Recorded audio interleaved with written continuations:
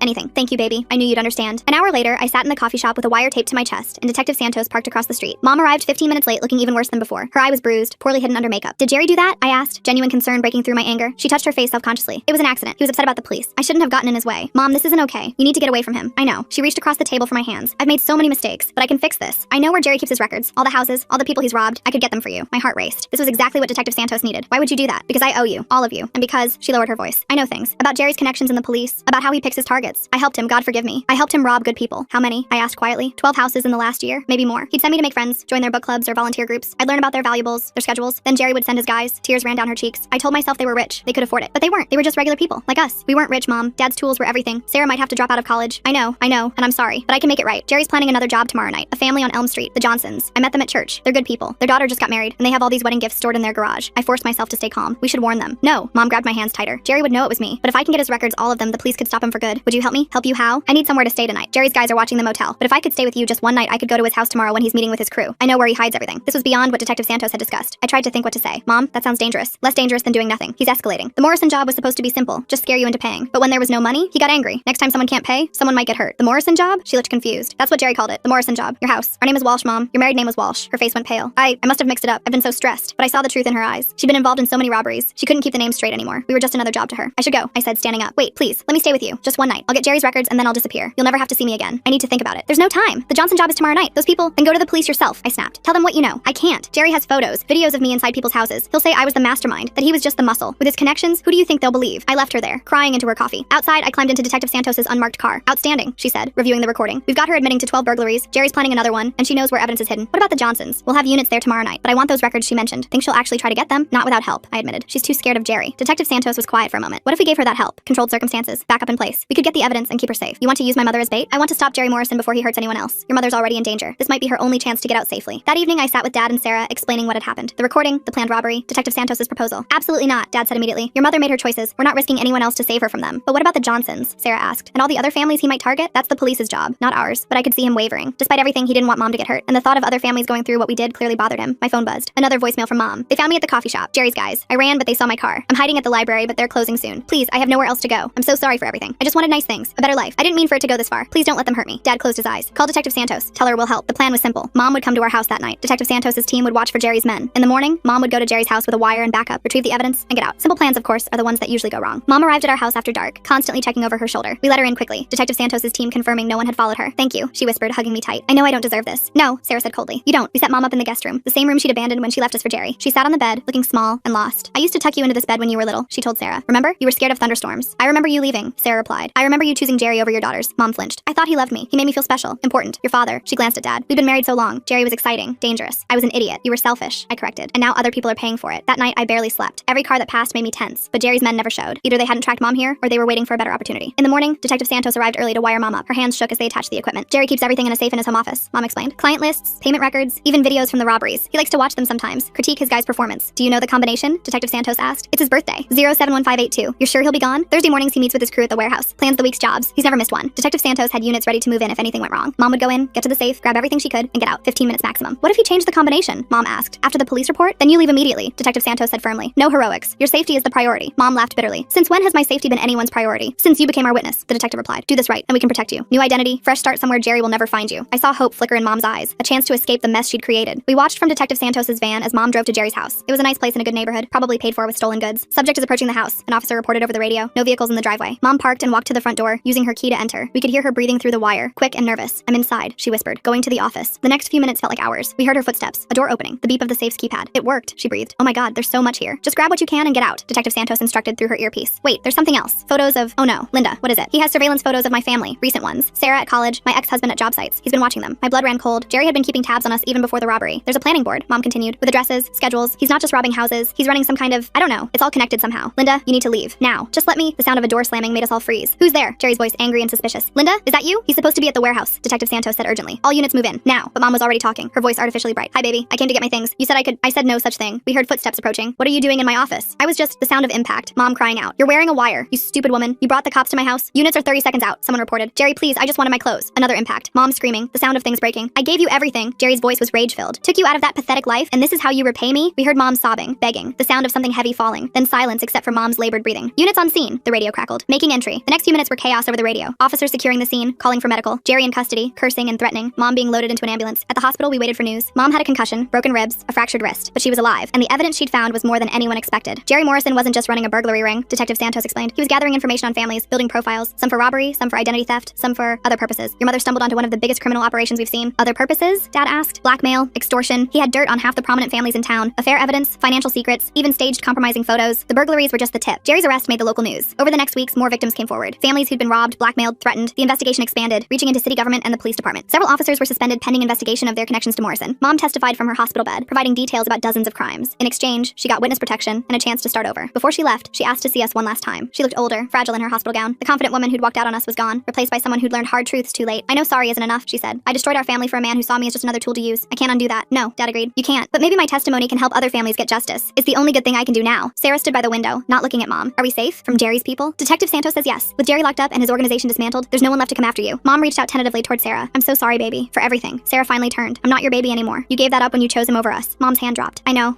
I wanted you to know that I loved you. I just loved myself more. And that's something I'll have to live with. We left her there, waiting for the marshals who would take her to her new life. I never asked where she went. Some bridges, once burned, can't be rebuilt. The insurance covered some of our losses, though nothing could replace the sentimental items. Dad slowly rebuilt his tool collection, taking jobs with borrowed equipment until he could afford his own again. Sarah stayed in college, working extra hours to cover what her laptop loss had cost her. I returned to my marketing work, grateful that my clients had been understanding about the delays. The turquoise and gold hijab was gone forever, but I found another at a vintage shop that reminded me of my nanny. Not the same, but a way to honor her memory while moving forward. 6 months after Jerry's arrest, Detective Santos called with an update. The investigation had led to dozens of arrests, a complete overhaul of local police corruption, and new protocols for protecting burglary victims. Jerry got 25 years, no possibility of parole. Your family's courage made this possible, she told me. I know it came at a terrible cost, but you helped save a lot of people from going through what you did. It was small comfort, but comfort nonetheless. We'd survived betrayal from someone who should have protected us. We'd stood up to criminals when the system failed us, and we'd stayed together when everything tried to tear us apart. Tom from next door still checks on us regularly. He installed new security cameras for free, saying neighbors look out for each other. The community rallied around us in ways Mom never understood when she was chasing Jerry's false promises of a better life. Sometimes I think about her, wherever she is with her new identity. Does she work in another office, joining book clubs and volunteer groups? Or has she learned to be alone with the choices she made? I hope she's found peace, even if she'll never find forgiveness from us. Dad's dating again, a nice woman from his contractors association who understands why he's cautious about trust. Sarah's finishing her degree, planning to go to law school to help families failed by the system. And me? I'm still at my marketing firm, wearing my colorful hijabs, building the career Mom thought I should sacrifice. The morning after we'd said goodbye to Mom at the hospital, I found Dad in the garage, organizing his new tools. Each one carefully placed, labeled, treated with respect, building something from nothing, the way he'd always done. You okay? I asked. He looked up, managed a small smile. I will be. We all will be. That's what we do, right? We survive, we rebuild, we keep going. Even after someone we loved betrayed us, especially then, he said, because the betrayal doesn't define us. How we respond to it does. The next few weeks became a twisted game of cat and mouse. Jerry's arrest hadn't ended anything. It had only made things worse. His crew was still out there, and they blamed us for their boss going down. The threatening phone calls started 3 days after Mom left with the marshals. Dad changed our locks and installed deadbolts, but we all knew it was just theater. These weren't the kind of people who let locked doors stop them. Sarah started carrying pepper spray, and I downloaded one of those safety apps that alerts your contacts if you don't check in. Small gestures against a big threat. The first real move came when Dad showed up at a job site to find his borrowed tools stolen from his truck. The site supervisor said 2 guys had shown up claiming to be from Dad's company, said he'd sent them to pick up equipment. By the time anyone realized something was wrong, they were gone. No cameras, no witnesses willing to talk. They're trying to starve us out, Dad said that night, staring at his empty hands. Can't work without tools, can't buy tools without work. I watched him make more calls, pride crumbling with each conversation. His contractor friends were getting nervous. Word had spread about Jerry's crew targeting us, and nobody wanted to risk their own equipment. Can't say I blamed them. Sarah's college situation deteriorated next. Someone had called the financial aid office claiming to be Dad, saying we'd come into money and no longer needed assistance. By the time she discovered what happened, she'd been dropped from her work-study program. The office said they'd investigate, but bureaucracy moves slowly when you're not the one suffering. Detective Santos checked in regularly, but her hands were tied. Jerry's crew was careful, nothing traceable back to them. She suggested we consider relocating temporarily, but with what money? Everything we had was going toward keeping the house and Sarah in school. The breaking point came on a Thursday afternoon. I was at a client meeting when my phone exploded with text from Sarah. Someone had broken into the house while Dad was at a job interview. They hadn't taken anything, just moved things around. Family photos turned backward, Mom's old coffee mug placed in the center of the kitchen table, Jerry's business card tucked under Sarah's pillow. The message was clear. We can get to you whenever we want. I left the meeting early, my client's confused expression barely registering. When I got home, I found Dad and Sarah in the living room with Tom from next door. He'd seen a van parked outside our house and called it in, but it was gone before anyone arrived. This ends now, Tom said, his retired detective instincts fully engaged. They're escalating because they think you're alone. Time to show them you're not. Over the next hour, Tom made calls to people I didn't know he knew. Former colleagues, neighborhood watch members, other contractors who'd been burned by Jerry's crew over the years. By evening, we had a plan that didn't involve running or hiding. The contractors association Dad belonged to had been watching Jerry's operation for years, documenting losses but never having enough for legal action. Now, with Jerry locked up and his crew scrambling, they saw an opportunity. 15 contractors had equipment stolen or jobs sabotaged by Morrison's people. Together, they had resources we didn't. Tom coordinated with Detective Santos while staying just inside legal boundaries. The contractors started sharing information about suspicious job site visitors. The neighborhood watch increased patrols. Sarah's college friends created a safety network, walking her between classes. I started working from home, using the neighbor's Wi-Fi after ours was mysteriously disconnected. The crew made their next move 5 days later. Dad had finally landed a small job helping renovate a local church. The contractor who hired him was one of the few willing to risk Jerry's crew's attention. Dad was installing drywall when 3 men showed up, but this time, he wasn't alone. 4 other contractors were there, all victims of Jerry's operation. When the men demanded Dad leave the job site, they found themselves outnumbered by people who'd had enough. No violence, just a clear message that the intimidation stops here. One of them made a phone call, angry gestures indicating the conversation wasn't going well. They left, but not before one spat at Dad's feet and said something about his war ex-wife. Dad's hands clenched, but he kept working. The other contractors stayed until the job was done. That night, Detective Santos called with interesting news. One of Jerry's crew had been arrested on an unrelated charge, hammered driving, and was looking to make a deal. He'd give up the others in exchange for leniency. The walls were closing in. Sarah was walking to her car after class when she noticed someone following her. Instead of panicking, she followed the protocol we'd established. She ducked into the campus security office, called me, and waited. Campus security reviewed footage showing the same man had been watching her for 3 days. They couldn't arrest him for walking on public property, but they could and did ban him from campus. The man's photo circulated among the Contractors Association. Within hours, he was identified as Marcus Webb, one of Jerry's enforcers with a record for assault and extortion. Detective Santos now had a name and a pattern. The crew's desperation showed in their next move. They went after Tom, slashing his tires and leaving a note. "Mind your own business, old man." Tom's response was to install more cameras and share the footage footage with every neighbor on the block. The silver sedan they'd used was caught from 3 different angles. Our makeshift support network grew stronger. The church where Dad had worked offered us their community hall for meetings. Other families who'd been targeted by Jerry came forward, sharing their stories and resources. We weren't alone anymore, and Jerry's crew was learning that. I was reviewing security footage with Tom when my phone rang. Unknown number, but I answered anyway. "Your mom says hello," a gravelly voice said. "Shame she had to leave town. Maybe you'll be smarter." "Is that a threat?" I asked, putting it on speaker so Tom could hear. "Just friendly advice. Jerry had friends, good friends, the kind who remember favors. And you're calling me because..." There was a pause. "Because this thing with the contractors, the neighbors, the cops sniffing around, it's bad for business. Everyone's watching now. Can't move product, can't collect debts. You're costing us money. Then maybe you should find a new line of work," I suggested. He laughed, ugly and short. "Or maybe we wait. People forget. Neighbors stop watching. Contractors get comfortable. And then we remind you why Jerry ran this town for so long." The line went dead. Tom was already on his phone with Detective Santos, but we both knew threats weren't enough for arrests. 2 nights later, the crew made what would be their final mistake. They targeted the wrong house, specifically the home of Judge Patricia Hernandez, whose daughter went to school with Sarah. They didn't know she was a judge, just saw an expensive house with nice cars. What they also didn't know was that Judge Hernandez had been following our situation through Sarah. She'd quietly arranged for increased police patrols in our neighborhood and had been pushing the prosecutor's office to take Jerry's remaining crew seriously. When 2 men tried to break into her garage at 2 a.m., they triggered not just alarms, but a coordinated police response. Both were arrested on the spot, and one was Marcus Webb. Faced with burglary charges on a judge's home, he flipped immediately. The dominoes fell fast after that. Webb gave up the entire crew in exchange for a plea deal. Raids happened simultaneously across the city. 7 arrests, including the man who'd called me with threats. Detective Santos called me at 6 a.m. with the news. "It's over," she said. "We got them all. Webb's testimony, plus what we found in the raids, will put them away for years," but it wasn't quite over. 2 weeks later, during the arraignments, one of Jerry's lawyers approached Dad outside the courthouse. He had an envelope, papers showing that some of our stolen items had been recovered in the raids. Not everything, but Dad's main toolbox, some of Sarah's textbooks, and surprisingly, my grandmother's jewelry box. "Jerry wants you to know he had nothing to do with the continued harassment," the lawyer said. "His crew went rogue after his arrest." Dad just looked at him. "Jerry destroyed my family. Whether he ordered this or not doesn't matter." The lawyer shrugged and walked away. We collected our recovered items from evidence, each piece a small victory. The jewelry box still had most of its contents, including my grandmother's wedding ring. Dad's tools were scratched, but functional. Sarah hugged her recovered laptop like an old friend. The Contractors Association came through in ways we never expected. They'd established an emergency fund for members affected by crime, and Dad qualified. Not a fortune, but enough to properly replace his essential tools. Several contractors offered him steady subcontracting work, wanting to help him rebuild. Sarah's college reinstated her financial aid after the full story came out. Judge Hernandez wrote a letter on her behalf explaining the extraordinary circumstances. The work-study position was gone, but she got a better one in the campus security office, helping develop safety protocols for students dealing with off-campus threats. I went back to working from the office, no longer looking over my shoulder. My clients had been patient through the disruption, and I threw myself into making it up to them. The marketing firm even implemented new security measures. Having learned from my experience with the sisters and then the situation, Tom became more than just a neighbor. He became family. Sunday dinners at his house, sharing stories from his detective days, teaching Sarah self-defense moves in his garage. He'd lost his own family years ago, and we'd lost Mom. Sometimes broken pieces fit together in unexpected ways. 3 months after the arrests, Detective Santos stopped by with a final update. The crew members had all taken plea deals rather than face trial. Sentences ranged from 5 to 15 years, depending on their level of involvement. Jerry's operation was officially dismantled, his assets seized to pay restitution to victims. "There's a fund being set up," she explained. "Not just for your family, but for everyone he hurt over the years. It won't make you whole, but it's something." We filed our claim, documenting everything we'd lost. The estimated restitution wouldn't come close to covering it all, but it would help. More importantly, it meant Jerry's crimes were officially recognized, recorded, part of the public record. Dad used some of the Contractor Association funds to take courses in modern construction techniques. At 55, he was learning new skills, adapting to changes in the industry. His reputation as someone who'd stood up to Jerry's crew actually helped. Clients saw him as trustworthy, someone who wouldn't be intimidated. Sarah changed her major to criminal justice with a focus on victim advocacy. Her experience had shown her how vulnerable people become when systems fail them. She volunteered with a local organization that helped crime victims navigate the legal system, turning our pain into purpose. The house felt different now, safer, but also marked by what had happened. We'd repainted, rearranged furniture, tried to erase the memory of that day, but some things can't be painted over. The basement where Sarah and I had hidden became her study room. She said it helped her remember that fear could be conquered. One evening, while sorting through recovered items, I found a photo that must have fallen out of the jewelry box. It was Mom and Dad on their wedding day, both so young and hopeful. Sarah wanted to throw it away, but Dad stopped her. "She's still your mother," he said quietly. What she did was wrong, but erasing her doesn't change that. We kept the photo, tucked away in a drawer. Not displayed, but not destroyed either. Some things are too complicated for simple solutions. The local news did a small story about Jerry's crew being sentenced, mentioning our family among the victims. We declined to be interviewed. We'd had enough attention. Let someone else be the face of survival. We just wanted to move forward. 6 months after everything ended, I was working late when my phone buzzed. Unknown number, but I answered out of habit. "Is this Linda's daughter?" a woman's voice asked. My heart stopped. "Who is this?" "I'm calling from Mercy General Hospital in Columbus. Your mother listed you as her emergency contact. She's been in an accident." I sat there, phone in hand, weighing 18 months of anger against 25 years of being her daughter. In the end, I wrote down the hospital information and said I'd have to check my schedule. I never made that drive. Some bridges, once burned, can't be rebuilt. But I did call the hospital, confirm she was stable, and gave them Dad's sister's number in Ohio. Let our family help her. We'd done enough.